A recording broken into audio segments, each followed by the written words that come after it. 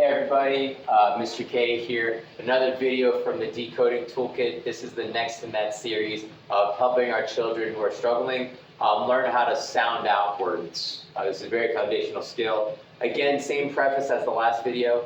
If your child is still struggling with blending sounds, so if they know all the letter sounds, for instance the word cat, they can do k, at, but they can't connect those sounds into cat, please let me know. That is an entirely different skill set that's very important. In fact, is the foundation of all reading. And so if they don't have that, we have to do a whole other set of strategies that we can do. But just let me know and we'll make that happen. For now though, we're going to move on to building with our vowel sounds in order to break down multisyllabic words, because that's where we're really at, especially in high school and even middle school, is can our children read those longer words that they're going to see and be able to do it quickly so they're not frustrated all the time. This will give them a strategy and a process in order to figure out those longer words. And then with more and more repetition and more confidence, it will hopefully be the thing, and it's designed to be the thing that allows them to do it without thinking, in the way that we do, of recognizing the chunks and being able to read, just like that. So the first little activity that I want you to do is you're going to have a set of words. Again, like the last video, you do not have to find these words. You do not have to come up with these words. I will be sending you the list of words that you do. It is part of a very systemic process, and it will correlate to the vowel sounds that they are learning and practicing that you saw in the previous video in the warm-up.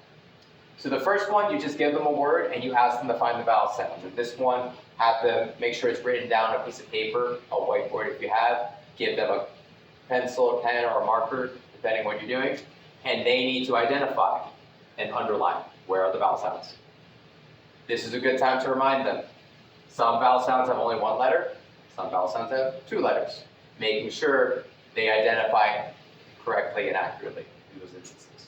From there, prompt them. Oh, what's this vowel sound? What's the sound that makes it? See if they can get that, it, and then same thing here, a. If they're struggling to remember, in the last video, I told you that there's those set words that correlate with each sound, so prompt them. For AY, oh, say. What sound do you hear the AY making in say? And you can help them in that sort of way, and ideally that's something they can start doing on their own. So once they get these vowel sounds, it, a, have them repeat it a few times and really have them see, oh, this is how I chunk out the word. I have this chunk and this chunk. It, a. And when they're ready, ask them to try to read the word. Mislay. And take it from there. Do you like 3 of these for this little strategy? And that's great. And the second one is going to be the same thing. It's just that you're not going to allow them to touch the word. There's no underlining the vowel sound. There's no pointing at things. They have to do this all in their head. So I have this word, maintaining. They have to see the AI and the AI and the ING and just try to sound it out on their own. Really, the first 2 ones are all that I need you to do. If you do a few where they actually get to underline and then sound it out, and then a few where they actually have to read it on their own. And I would highly recommend, if your kid is feeling confident especially, coming up with words that are not real. This one you'd have to do on your own, but I would very much highly recommend making sure that they're not just reading based on what they memorize, because kids will have memorized a lot of words, especially at high school. It'll really force them to apply this in practice. And the last thing you can do, number 3, is asking questions about the word. This is a very robust strategy. I'm offering it to you as an option if you want to, and you want to learn more, please let me know. Not required. If you do number 1 and 2, you're all good. But if I have this word, again, they can't touch it, they can't point at it, they can't underline it or change it in any sort of way. I'm going to start asking questions about the word. What letters make the A sound? What letters make the ing sound? The T-A-I-N makes what sound? If I take away the ing, what sound is left? If I take away the main sound, what sound is left? You can mix these up in terms of what does this sound letter make? What sound does this letter make? What letters make these sounds?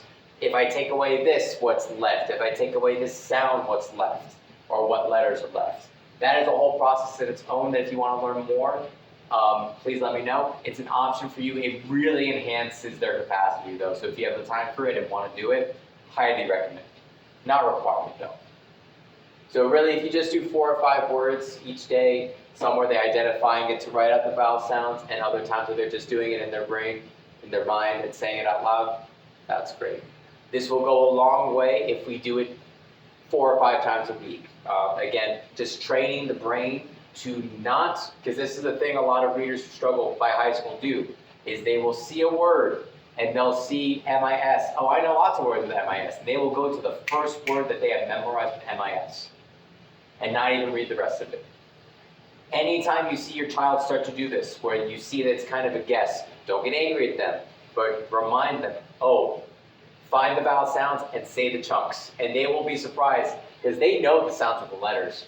I've had times where I'll be like, oh, what sound does L make? And they'll be like, look, but they'll say something entirely different. They'll say, instead of mislay, they'll say misprint. There's no P here, there's no R-I-N-T here, but they see the miss, and somewhere in the brain, they have learned that the way they read is to memorize words.